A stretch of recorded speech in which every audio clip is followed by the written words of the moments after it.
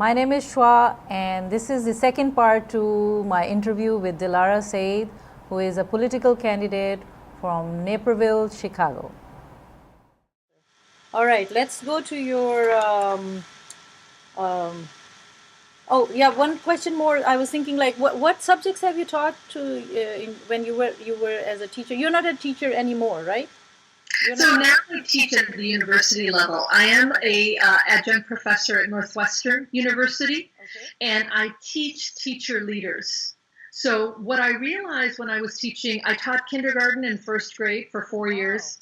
Then I taught fifth grade for 5 years. Covered the whole then I taught eighth grade for 5 years. Literally, I love seeing the developmental growth of people, right? So I taught eighth grade for 5 years. And then we had the local university chairman of the department said, we'd like you to come and actually teach teachers and future teachers. So that's actually what I do right now. I teach teachers and principals how to do that work. But because we realize it's important to be a teacher of children, but it's important to know how to prepare teachers and principals to do this work well. Wonderful. This is very, it's not very common, I think. It's a very, so you are kind of a teacher trainer. Basically. Yes, yeah. That's exactly right. Yeah. Teacher developer, principal developer. Excellent. And for all levels? All levels, okay. Yes. Okay. All levels from preschool through 12th grade. And that's where some of the VPR mentoring came out. I realized a lot of young educators going into the profession, then you're just thrown into the classroom and you need mentoring. And it's hard when everyone's busy to get mentoring. And so then this online mentoring became a really useful way to connect. We are also connecting teachers in America with teachers in India. And teachers in Canada and teachers in England, so that they're talking about cultural competency. How do you understand students of all backgrounds? So would you be open to other countries as well if we ask you? Yeah. So when you go on VPR, the fields that we've opened it to right now are education, healthcare, and leadership. So if there are any of those three areas that you're interested in, then you can go and find a mentor in those areas. Excellent. Wonderful. Yeah, I think you're doing this great work, Dilara. I'm really very happy to know that. I mean, it's very hopeful, the work you are doing, and you are coming to the candidacy is also very hopeful. So I can't wait to interview you again after the 20th of March. and I hope we have good news, and you are you can hold the seat, and that would be beautiful. That would be wonderful. I would hope so. But life has also given us so many challenges. Yes. We can sit and have this great conversation, and we didn't even go into the struggles of being a woman of color, right? That's what I want to come to. Definitely, please. You do need to talk to, because it's not so simple that you have reached this stage and this position. And I do want you to talk about being an immigrant. Well, you were 3, that is young, but you are actually almost a second generation, to be honest. But still, being women of color, I would like you to touch upon that, please. That is a very important aspect of your life, and for people who are struggling nowadays, being an immigrant or first or second generation, even third generation, even, I mean, the way we are, facing. And how did you, what are your struggles as a mother also, as an immigrant, as a political candidate? I mean, touch upon any of those in sequence, however you want to, please. Yeah. I mean, the most obvious thing is that America, for 400 years, we have struggled with race relations. It isn't new, and it isn't, and we haven't done enough. We have to keep doing more to keep changing it.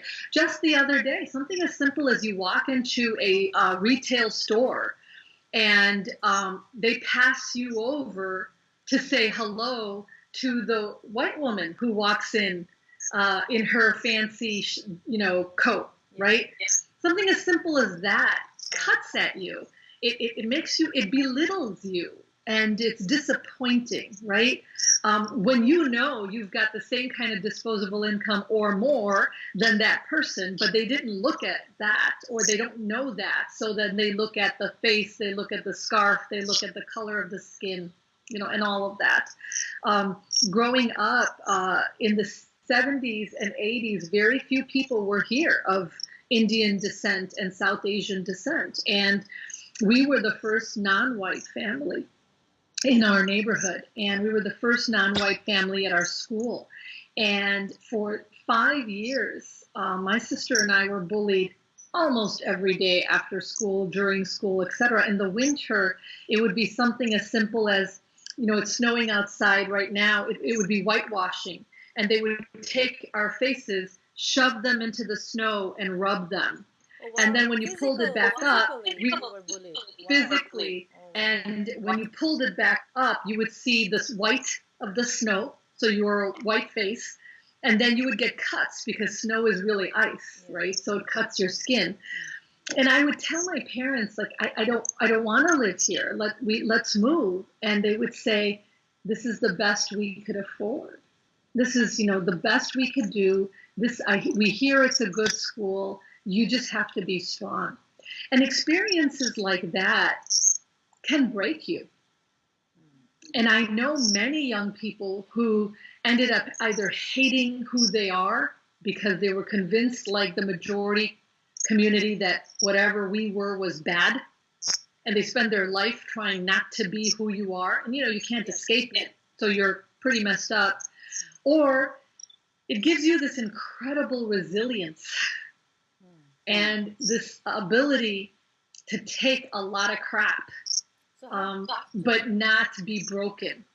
And I hope that that's what it's done, where it's made us strong and not broken. But it doesn't mean it didn't hurt. And it doesn't mean I still don't remember every single time that happened. I remember when I was 12, on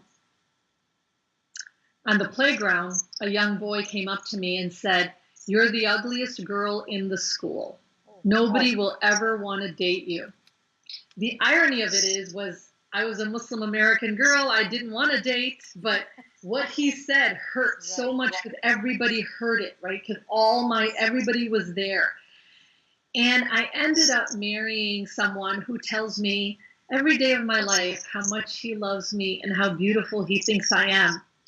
But Shua, in my brain, I still remember being the 12-year-old girl who this boy said, "I'm the ugliest girl in the school and no one will ever want to date me." So those are just things you have to lock up in a box sometimes to be able to move forward. And every once in a while, at a dark space, in a dark moment, it pops out. And then you have to deal with it. So here I would like to ask, so I want to see, like now you have experienced, when you were younger, you experienced yourself and you did bring it to your parents. So now I want you to educate us here. Your parents tried their best, what they knew, how to handle you. Were they, like now you are going through yourself, how did you protect your children from that? And what can you advise the parents that if this happens, how do you build resilience? How do you do that? Or how do you get help so that you don't go through that? I mean, I assume that you have built resilience and you survived. But of course, as moments do come. But how did you save your children from that? Because some of it you don't. I think sometimes, our generation in America, and the research is showing that we tried so hard to protect our children from so many things. And sometimes you can't. And sometimes you can. I remember there was an instance, this was my generation of kids where my kids was a generation of 9/11. And after 9/11, one of the kids that my son was playing with, and he was just a baby at the time, like 6 years old, said to him at the playground, when they were like, "What are you going to be when you grow up?" And they're all playing basketball. And Sajid said, "I'm going to be a basketball player." And one of his friends said, "No, you're going to be a terrorist." Oh, my God. And Sajid came home, and every night at dinner we would have a what was the best part of your day, and what was the part that you would change. We'd ask each other that. Oh, nice. And when it came to his turn that day, I said, what would be the part of your day you would change, Sajid? And he said, well, Timmy told me I was going to go to jail because I'm a terrorist. I'm going to grow up to be a terrorist.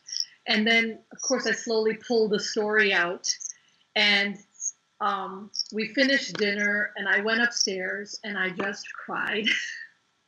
I just cried in my room because I knew like it was all opening up again, another chapter in America that was going to be ugly, and it was going to be ugly for us. And I didn't know what to do, and I picked up the phone, and I called Billy's mom. And these are kids, all the kids play with each other, right? And I just said, Susan, I want to share something with you today. I'm not sharing it out of anger. I'm not sharing it, but I'm in pain, and I want to share it with you. And she said, yes, what happened? And I told her what occurred. And it was very quiet for a long time. And she said, Dilara, I'm so ashamed. I'm so sorry. I will talk to Billy. Even if he didn't mean it that way, he has to understand how his words impacted Sajid and impacted your family. She said, I'm so sorry. And I wasn't expecting that, Shua. I thought maybe a little defensiveness. I thought maybe I wonder what Sajid said. And instead, she took ownership of her son and ownership that we were in this together. So there are bright lights. There's going to be a lot of pain. We're not done. So we haven't finished talking about race and religion. We're not done, right. But there will be bright lights. Sorry about trying to urge. I have this to ask because there's so many questions coming up in my mind, and these are so important points that we are discussing and coming from you, because I really want to glean out of you all the lessons we can, because we are in this stage again nowadays. Yes. And your coaching, your experience, you're talking about it really, I believe, is definitely needed. There's a lot of need out there, and it will really help some people who don't know what to do. Coming from you. So what would you say what if the response was not like that, the positive response or the ownership that she took, if it wasn't that way, what one can do in that situation? Or have you faced anything similar? Yeah. Yeah, go ahead. And yes, there have been. Actually, the other situations have been more often, right? Where someone is right back at you angry or defensive, or refuses to acknowledge that they have done something to hurt or to, just hurt someone, basically. And I go back to the, oh God, help me change the things I can change. Help me, leave the things I can't change, and help me understand the difference, right? And or as the Prophet told us to do, Prophet Muhammad sallallahu alaihi wasallam, if you see something wrong, change it with your hands. If you can't change it with your hands, change it with your words. Speak against it because it is wrong. And if you can't change it with your hands and actually act on it, if you can't change it with your words and speak against it, then make prayer in your heart that it stops and that the wrong is righted. Though that is the weakest form of faith, at least do that much. And I keep coming back to that. It's not going to be one instance in anybody's life which will change who we are as people and what we're doing, but it's going to be a lot of different things and people working. The post-Trump era, we saw a lot of people come together. And as much as there was hate and division, there has been people coming together in ways we never dreamed of.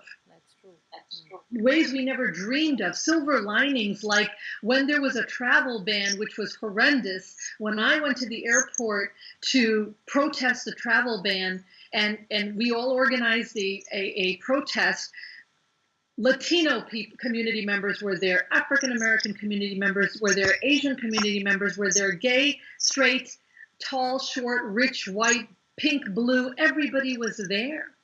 These are going to be the silver lining. So there are things we're going to change, and that's great. Other things, we're not going to change, and we're just going to have to keep working at it. And that's why we do what we do, right? We run for office. We teach. You hold this podcast. This is your way of changing the world and making it better. These are our ways of making the best world we can for our children and their children. Thank you. Thank you for this hopeful message. And anything that you can tell quickly before I move on to my last leg of questions, what can parents do, or where can they find help? Because there are all kinds of parents, right? Who don't really, can be paralyzed by the situation and not know what to do. Is there a way that they can find something online? Can you suggest what's the first response that they should take to protect their children from bullying or for themselves or in this situation?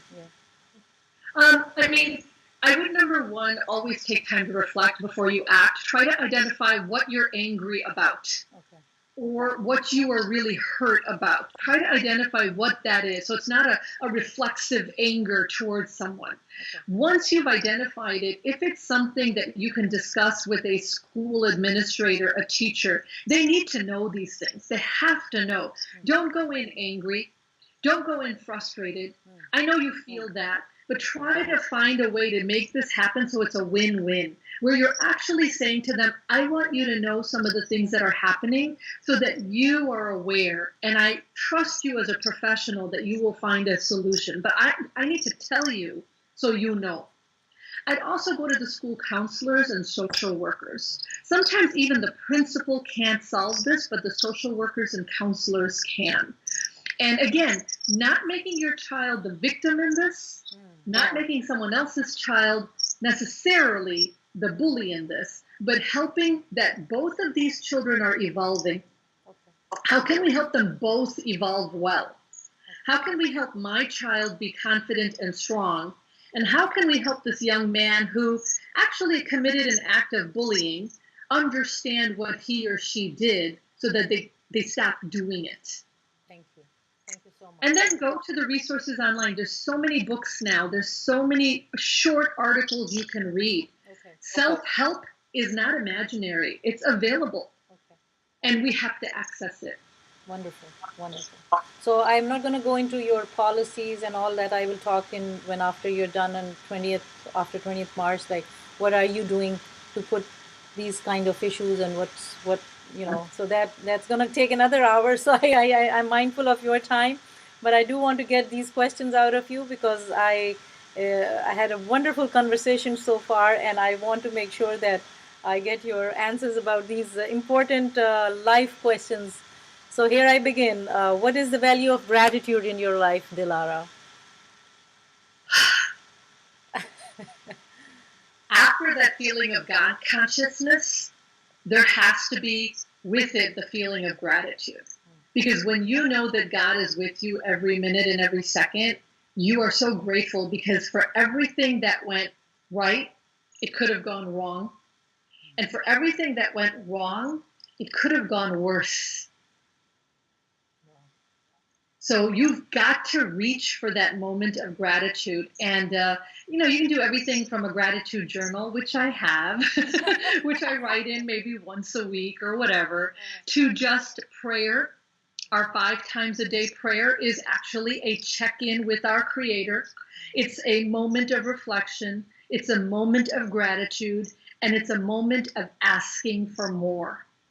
All of that is good. And so those are the ways that I stay fueled during difficult times and fueled during good times. Okay. Wonderful. Wonderful. So I guess your value of time would be interesting to know. What is the value of time for you in all the commitments that you are involved, or from a different point of view, whichever take you want to take on this question? Time in today's world, time is the most expensive commodity. It really is. And you talk about love language and how people interact with each other. Think about it. If you can give your parents time, that's all they want from you. If you have it, if you're blessed to have them alive, all they want from you is time. They don't even want you to do anything for them. They just want you to spend time with them, call them, be with them, talk to them. Same thing that you want for your children. Friends, what do friends give each other? They give time. Like, I don't need a gift in my life right now, a present. The best thing you can give me is 10 minutes of your undivided time. And the best thing I can give you is my undivided time. And that's a very hard thing to do. Thank you. I have two more questions, but I want to thank you for your time. I really appreciate your time. I know how committed and how much you have to do, and your undivided attention. I'm so privileged. I got that today.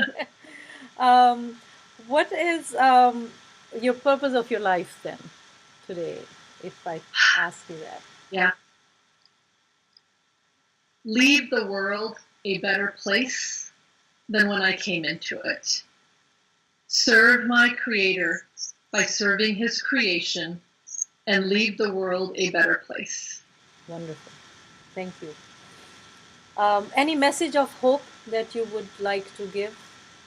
Mm-hmm. And I do want that from you, because our conversation was quite hopeful as much as it was mm-hmm. practical. Mm-hmm. I mean, the message of hope, someone once said that to me, the school system's broken, there's nothing you can do about it. And I remember saying, I don't have the luxury of hopelessness. Hundreds of thousands of children are going to school every day. I don't have the luxury of saying the system's broken and there's nothing we can do about it. I just got to get up the next day and try another time. So hope is a requirement. We don't have the luxury to wallow in hopelessness. I know that's harsh, but we have to move forward because we need it. The people around us need it.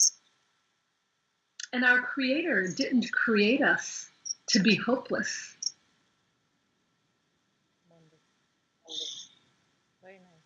He created us to do the best we can. He will make the end decision.